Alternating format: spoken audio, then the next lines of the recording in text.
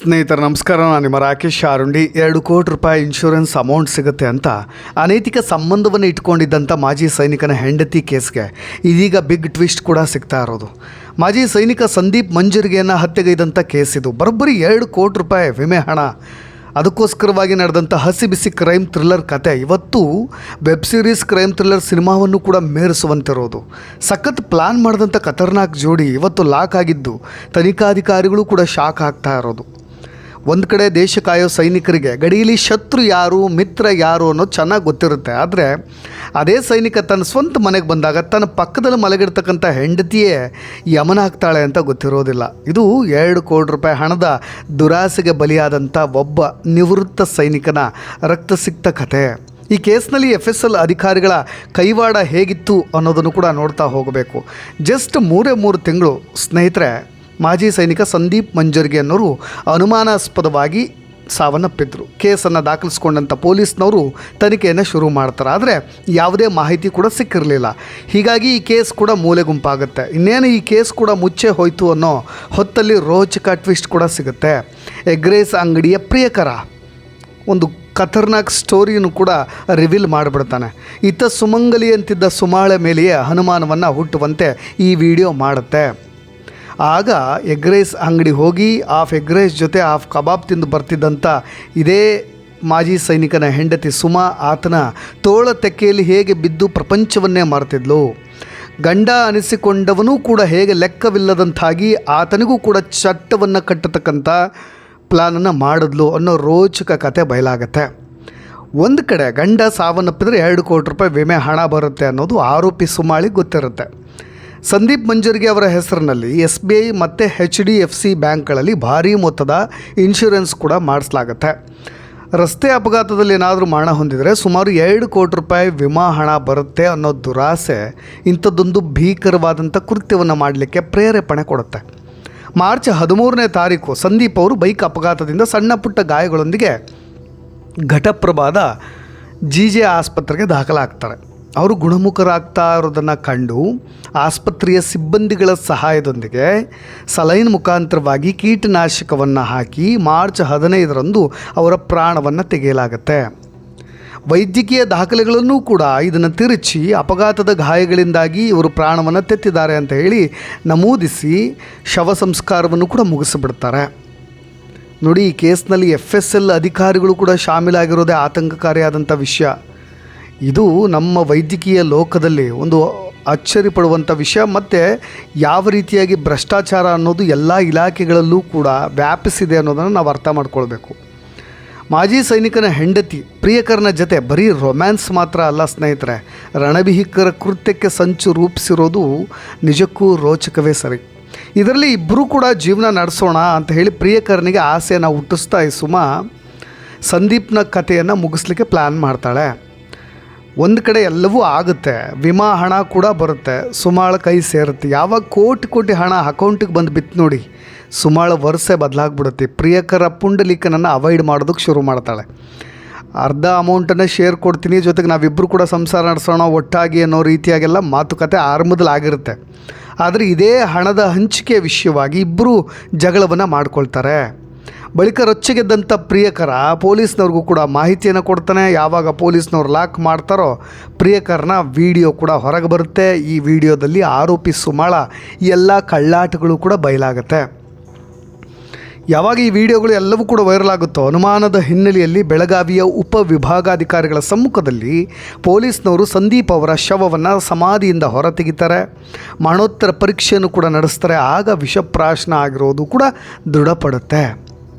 ನೋಡಿ, ಇವರಿಬ್ಬರು ಈ ಮಾಜಿ ಸೈನಿಕನ ಪ್ರಾಣ ತೆಗೆಯೋದಕ್ಕೆ ನಡೆಸಿದಂಥ ಸೀಕ್ರೆಟ್ ಸಂಭಾಷಣೆ. ಈ ಪುಂಡಲೀಕ ಅವನು ಮಿಲಿಟ್ರಿ ಮನುಷ್ಯ ಕಣೆ, ಅಷ್ಟು ಸುಲಭವಾಗಿ ಆತ ಸಾಯೋದಿಲ್ಲ. ಇನ್ಶೂರೆನ್ಸ್ ದುಡ್ಡು ನಮಗೆ ಸಿಗಬೇಕಾದ್ರೆ ಅವ್ನು ಖಂಡಿತವಾಗೂ ಹೆಣವಾಗಲೇಬೇಕು ಅಂತ ಒಂದು ಕಡೆ ಈತ ಮಾತನಾಡಿದರೆ, ಈತ ಸುಮಾ ಅಪಘಾತದಲ್ಲಿ ಬಚಾವಾಗಿದ್ದಾನಷ್ಟೇ. ಆದರೆ ಆಸ್ಪತ್ರೆ ಬೆಡ್ ಮೇಲಿಂದ ಅವನು ಜೀವಂತವ ಹೊರಗೆ ಬರಬಾರ್ದು. ಆ ಥರ ಏನು ಮಾಡಬೇಕು ನೀನು ಪ್ಲ್ಯಾನ್ ಮಾಡು, ನನ್ನ ಮಕ್ಕಳನ್ನು ಮತ್ತು ನಿನ್ನನ್ನು ನಾನೇ ಒಟ್ಟಿಗೆ ನೋಡ್ಕೊಳ್ತೀನಿ, ನಾವು ಹೊಸ ಜೀವನ ಶುರು ಮಾಡೋಣ, ತುಂಬ ಅದ್ಭುತವಾಗಿ ಬದುಕೋಣ, ಹಾಗೆ ಹೀಗೆ ಅಂತ ಅನೈತಿಕ ಸಂಬಂಧಕ್ಕೆ ಇನ್ನೊಂದಿಷ್ಟು ತುಪ್ಪ ಸುರಿಯೋ ಕೆಲಸ ಇದು. ನೋಡಿ, ಸುಮಾ ಪುಂಡಲಿಕನಿಗೆ ದೊಡ್ಡ ದೊಡ್ಡ ಆಸೆಗಳನ್ನು ತೋರಿಸಿ ತನ್ನ ವಶಕ್ಕೆ ಪಡೆದುಕೊಳ್ತಾಳೆ. ಸಂದೀಪ್ ಅವರಿಗೆ ಸುಮಾ ನಿರಂತರವಾಗಿ ಮದ್ಯ ಮತ್ತು ನಿದ್ದೆ ಮಾತ್ರೆಗಳನ್ನು ಅತಿಯಾಗಿ ಕೊಡ್ತಾ ಈ ಅನೈತಿಕ ಸಂಬಂಧವನ್ನು ಕಂಟಿನ್ಯೂ ಮಾಡಿದ್ಲಂತೆ.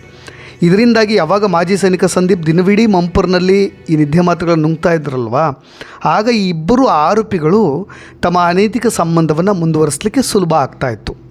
ಒಂದು ಕಡೆ ತಮ್ಮ ದಾರಿಗೆ ಮುಳ್ಳಾಗಿದ್ದಂಥ ಗಂಡನನ್ನು ಮುಗಿಸಿದ್ರೆ ಯಾವುದೇ ತೊಂದರೆ ಇಲ್ಲದೆ ಅನೈತಿಕ ಸಂಬಂಧವನ್ನು ಕಂಟಿನ್ಯೂ ಮಾಡ್ಬೋದು.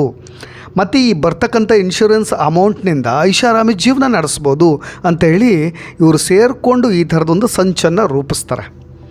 ಆದರೆ ಈತ ಹೊರಗೆ ಬಂದ ಮೇಲೆ ಸೆಲ್ಫಿ ವಿಡಿಯೋ ಮಾಡ್ತಾನೆ. ಅದರಲ್ಲಿ ಏನೆಲ್ಲ ಹೇಳ್ತಾನೆ, ಸುಮಾ ನೀನು ನನ್ನನ್ನು ಬಿಟ್ಟು ದುಡ್ಡು ತಗೊಂಡು ಓಡಿ ಹೋಗ್ಬೋದು ಅಂದ್ಕೊಂಡಿದ್ಯಾ? ಇನ್ಶೂರೆನ್ಸ್ ದುಡ್ಡು ನಮಗೆ ಸಿಗಲಿಲ್ಲ, ಆದರೆ ಈ ನರಕದ ದಾರಿ ಮಾತ್ರ ಪಕ್ಕ.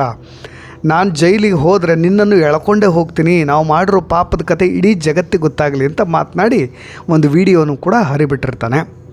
ನೋಡಿ, ರಾಜ್ಯದಲ್ಲಿ ಇದೇ ಮೊದಲ ಬಾರಿಗೆ FSL ಅಧಿಕಾರಿಗಳು ಈ ಥರದೊಂದು ಕೃತ್ಯದ ಕೇಸ್ನಲ್ಲಿ ಭಾಗಿಯಾಗಿರೋದು.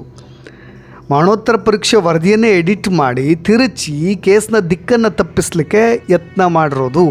ಪೊಲೀಸ್ ತನಿಖೆಯಲ್ಲಿ FSL ಅಧಿಕಾರಿಗಳ ಕಳ್ಳಾಟ ಕೂಡ ಬಯಲಾಗುತ್ತೆ.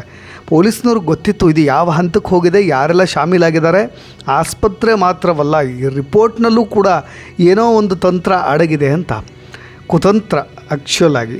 ಬೆಳಗಾವಿಯ FSL ಕಚೇರಿಯ senior scientific officer PN Nagaraj, lab assistant Chennaiah, ಗುಮಾಸ್ತ ಅಪ್ಪಾಸಾಬ್ ನಾಯಕ್ ಅವ್ರನ್ನೂ ಕೂಡ ಇವತ್ತು ಪೊಲೀಸ್ನವರು ಕಂಬಿ ಹಿಂದೆ ನಿಲ್ಲಿಸಿರೋದು. ಅಲ್ಲದೆ ಪೊಲೀಸ್ ಕಮಿಷನರ್ ಕಚೇರಿಯಲ್ಲೇ ಕೆಲಸ ಮಾಡ್ತಾಯಿದ್ದಂಥ FDA ಅಶೋಕ್ ಗುಜನಾಳ್ ಕೂಡ ಅರೆಸ್ಟ್ ಆಗಿದ್ದಾನೆ. ವರದಿಯನ್ನು ತಿರುಚಲಿಕ್ಕೆ FSL ಅಧಿಕಾರಿಗಳು ಕೂಡ 3 ಲಕ್ಷ ರೂಪಾಯಿ ಹಣ ಪಡೆದಿದ್ರು ಅನ್ನೋ ಮಾಹಿತಿ ಕೂಡ ಲಭ್ಯವಾಗ್ತಾ ಇದೆ. ಸದ್ಯ ತನಿಖೆ ಮುಂದುವರೆಸಿರ್ತಕ್ಕಂಥ ಪೊಲೀಸ್ನವರು ಮಾಜಿ ಸೈನಿಕನ ಈ ಕೃತ್ಯದ ಕೇಸ್ನಲ್ಲಿ ಬರೋಬ್ಬರಿ 9 ಮಂದಿ ಆರೋಪಿಗಳನ್ನು ಬಂಧನ ಮಾಡಿದ್ದಾರೆ. ಪತ್ನಿ ಸುಮಾ, ಪ್ರಿಯಕರ ಪುಂಡಲೀಕ ಸ್ನೇಹಿತ ಸಚಿನ್, FSL ಅಧಿಕಾರಿಗಳು ಸೇರಿ 9 ಮಂದಿ ಕಂಬಿ ಹಿಂದೆ ಸೇರಿಬಿಟ್ಟಿದ್ದಾರೆ. ನೋಡಿ, ಈ ಪುಂಡಲೀಕನ ಪರಿಚಯ ಆಗಿದ್ದು ತುಂಬ ಇಂಟ್ರೆಸ್ಟಿಂಗ್. ಅದೊಂದು ಸ್ವಲ್ಪ ನಿಮಗೆ ಈ ಕತೆಗೆ ಒಂದಿಷ್ಟು ಇಂಟ್ರೆಸ್ಟಿಂಗ್ ಅಂತ ಹೇಳ್ತಾ ಇದ್ದೀನಿ. ಈ ಸಂದೀಪ್ ಮಂಜರಿಗೆ ಅವರು ನಿವೃತ್ತಿಯ ನಂತರ ಒಂದು ಟೀ ಪೌಡ್ರ್ ವ್ಯಾಪಾರವನ್ನು ಶುರು ಮಾಡ್ಕೊಂಡಿರ್ತಾರೆ. ಆ ವೇಳೆ ಅದೇ ಟೀ ಪೌಡ್ರ್ ವ್ಯಾಪಾರದಲ್ಲಿ ಕೆಲಸಕ್ಕೆ ಅಂತ ಈ ಪುಂಡಲೀಕ ಸೇರಿಕೊಳ್ತಾನೆ. ಆವಾಗ ಸುಮಾಳ ಜೊತೆ ನಿಕಟ ಸಂಪರ್ಕವನ್ನು ಕೂಡ ಹೊಂತಾನೆ. ಆ ಸ್ನೇಹ ಪ್ರೀತಿಗೆ ಚಿಗುರಾಗುತ್ತೆ, ಪ್ರೀತಿ ಅಕ್ರಮ ಸಂಬಂಧವಾಗಿ ಬದಲಾಗುತ್ತೆ. ಯಾವಾಗ ಇವರಿಬ್ಬರ ನಿಕಟ ಸಂಪರ್ಕ ಜಾಸ್ತಿ ಆಯಿತೋ ಆಕೆಯ ಸೂಚನೆಯಂತೆ ಏನು ಈ ಕೃತ್ಯವನ್ನು ಮಾಡಲಿಕ್ಕೆ ಕೀಟನಾಶಕದ ವಿಷವನ್ನು ತನ್ನ ಜಮೀನಿನಿಂದ ಈತನೇ ತಂದು ಕೊಟ್ಬಿಟ್ಟಿರ್ತಾನೆ ಪುಂಡಲೀಕ. ಜೆ.ಜಿ. ಆಸ್ಪತ್ರೆ ಸಿಬ್ಬಂದಿಯಾದಂಥ ರಾಹುಲ್ ಜೋಗಿ ಹಣದ ಆಮಿಷಕ್ಕೆ ಬಲಿಯಾಗಿ ಸಂದೀಪ್ ಮಂಜೂರಿಗೆ ಅವ್ರನ್ನ ಆಸ್ಪತ್ರೆ ಸೀಕ್ರೆಟ್ ಸ್ಪೆಷಲ್ ರೂಮ್ಗೆ ಶಿಫ್ಟ್ ಮಾಡಲಿಕ್ಕೆ ನೆರವಾಗ್ತಾನೆ. ಅದೇ ರೂಮ್ನಲ್ಲಿ ಇನ್ಫ್ಯೂಷನ್ ಸಲೈನ್ ಬಾಟ್ಲಿಗೆ ಈ ಒಂದು ವಿಷಪ್ರಾಶನವನ್ನು ಇಂಜೆಕ್ಟ್ ಕೂಡ ಮಾಡಲಾಗುತ್ತೆ. ಡಾಕ್ಟರ್ ಬಸವರಾಜ್ ಬಸ್ಮೆ ಅಂತ ಒಬ್ಬ ವೈದ್ಯರಿದ್ದಾರೆ. ಸಂದೀಪ್ ಮೃತಪಟ್ಟಂಥ ನಂತರ ಯಾವುದೇ ಮರಣೋತ್ತರ ಪರೀಕ್ಷೆ ಸರಿಯಾಗಿ ನಡೆಯದಂತೆ ತಡೀಲಿಕ್ಕೆ ಮತ್ತು ಇದೊಂದು ಕೇವಲ ಅಪಘಾತದ ಸಾವು ಅಂತ ಹೇಳಿ ಬಿಂಬಿಸಲಿಕ್ಕೆ ವೈದ್ಯಕೀಯ ದಾಖಲೆಗಳನ್ನು ಸೃಷ್ಟಿ ಮಾಡಲಿಕ್ಕೆ ಈತ ಸಪೋರ್ಟ್ ಮಾಡಿದ್ದು. PN ನಾಗರಾಜ್ FSL ಹಿರಿಯ ಅಧಿಕಾರಿ. ಈತ ಇಡೀ ಪ್ರಕರಣದಲ್ಲಿ ಸರ್ಕಾರಿ ವ್ಯವಸ್ಥೆಯ ಭ್ರಷ್ಟ ಮುಖವನ್ನು ಬಯಲು ಮಾಡ್ತಾ ಇರ್ತಕ್ಕಂಥ ಅಧಿಕಾರಿ. ವಿಧಿವಿಜ್ಞಾನ ಪ್ರಯೋಗಾಲಯದಲ್ಲೇ ಹಿರಿಯ ವಿಜ್ಞಾನಿಯಾಗಿದ್ದಂಥ ಈ ವ್ಯಕ್ತಿ ಶವದ ಮಾದರಿಯಲ್ಲಿ ಯಾವುದೇ ವಿಷದ ಅಂಶ ಇಲ್ಲ ಅಂತ ಹೇಳಿ ನಕಲಿ ರಿಪೋರ್ಟನ್ನು ಕೊಡ್ತಾರೆ. ಒಂದು ದೊಡ್ಡ ಮೊತ್ತಕ್ಕೆ ಡೀಲ್ ಆಗಿದ್ದಾರೆ ಅನ್ನೋದು ಗೊತ್ತಾಗುತ್ತೆ. ನೋಡಿ, ತನಿಖೆಯ ಬಲವಾದಂಥ ಸಾಕ್ಷಿಗಳು, ಎವಿಡೆನ್ಸ್ಗಳಿಗೆಲ್ಲವೂ ಇದ್ದಾವೆ. ಪುಂಡಲೀಕ ಸ್ವತಃ ರೆಕಾರ್ಡ್ ಮಾಡಿ ಬಿಟ್ಟಿರ್ತಕ್ಕಂಥ ವಿಡಿಯೋ ಮತ್ತು ಆಡಿಯೋ ಕಾಲ್, ಇಬ್ಬರು ಮಾತನಾಡ್ಕೊಂಡಿರ್ತಕ್ಕಂಥ ಆಡಿಯೋ ಕಾಲು, ಸಮಾಧಿಯಿಂದ ಹೊರತೆಗೆದಂಥ ಕಂಕಾಳ ಮತ್ತು ಒಳಾಂಗಗಳ ಮರಣೋತ್ತರ ಪರೀಕ್ಷೆಯಲ್ಲಿ ಪತ್ತೆಯಾಗಿರ್ತಕ್ಕಂಥ ಆ ಒಂದು ಅಂಶ, ಮೂಳೆಗಳಲ್ಲಿ ಸಿಗ್ತಾ ಇರ್ತಕ್ಕಂಥ ಅಂಶ ಮತ್ತು ಹಣದ ಸಾಕ್ಷ್ಯಗಳು ಇದಾವೆ. ಸಂದೀಪ್ ಹೆಸರಿನಲ್ಲಿದ್ದಂಥ HDFC ಮತ್ತು SBI ಬ್ಯಾಂಕ್ಗಳ ದೊಡ್ಡ ಮೊತ್ತದ ವಿಮಾ ಪಾಲಿಸಿಗಳ ದಾಖಲೆಗಳು, ಕೋಟಿ ವಿಮಾ ಹಣದ ದುರಾಸೆ ಮತ್ತು ಅನೈತಿಕ ಸಂಬಂಧದ ವ್ಯಾಮೋಹ. ಕೊನೆಗೆ ತಂದು ನಿಲ್ಲಿಸಿದ್ದು ಎಲ್ಲಿಗೆ? ಕತ್ತಲೆಯ ಜೈಲು ಕೋಣೆಯೊಳಗೆ. ಕಾನೂನಿನ ಕಣ್ಣಿನಿಂದ ತಪ್ಪಿಸ್ಕೊಳ್ಳಿಕ್ಕೆ ಎಷ್ಟೇ ಪ್ರಯತ್ನ ಪಟ್ಟರು ಸತ್ಯವನ್ನು ನೀವು ಸಮಾಧಿ ಮಾಡ್ತೀರಿ ಅಂದರೆ ಸಾಧ್ಯವಿಲ್ಲ. ಮತ್ತೆ ಅದೇ ಸಮಾಧಿಯನ್ನು ಹಗಿದು ಸತ್ಯವನ್ನು ಹೊರಗೆಳೆಯೋ ಒಂದು ಘಟನೆ ಇದಾಗಿತ್ತು. ಸ್ನೇಹಿತರೆ, ಬೆಳಗಾವಿಯ ರೋಚಕ ಪ್ರಕರಣ ಇದಕ್ಕೆ ಸಾಕ್ಷಿಯಾಗಿ ನಿಲ್ಲುತ್ತೆ. ಈ ಎಲ್ಲ 9 ನಾಯಕರಿಗೂ ಕೂಡ ನ್ಯಾಯಾಲಯ ಕಠಿಣ ಶಿಕ್ಷೆ ವಿಧಿಸಿದಾಗ ಮಾತ್ರ ಮಾಜಿ ಸೈನಿಕ ಕಾಯ್ದಂಥ ವೀರ ಯೋಧನ ಆತ್ಮಕ್ಕೆ ನಿಜವಾದಂಥ ಶಾಂತಿ ಸಿಗುತ್ತೆ. ಈ ಘಟನೆಗೆ ಸಂಬಂಧಪಟ್ಟ ಹಾಗೆ ನಿಮ್ಮ ಅಭಿಪ್ರಾಯಗಳೇನಾದರೂ ಇದ್ದರೆ, ಕಮೆಂಟ್ಸ್ ಇದ್ದರೆ ಖಂಡಿತವಾಗೂ what ever it may be ಏನಾದರೂ ಆಗಲಿ ಈ ಸ್ಟೋರಿಗೆ ಸಂಬಂಧಪಟ್ಟ ಹಾಗೆ ನಿಮ್ಮ ಅಭಿಪ್ರಾಯಗಳನ್ನು ಖಂಡಿತವಾಗೂ ತಿಳಿಸಿ ಅಂತ ಹೇಳ್ತಾ ಧನ್ಯವಾದ.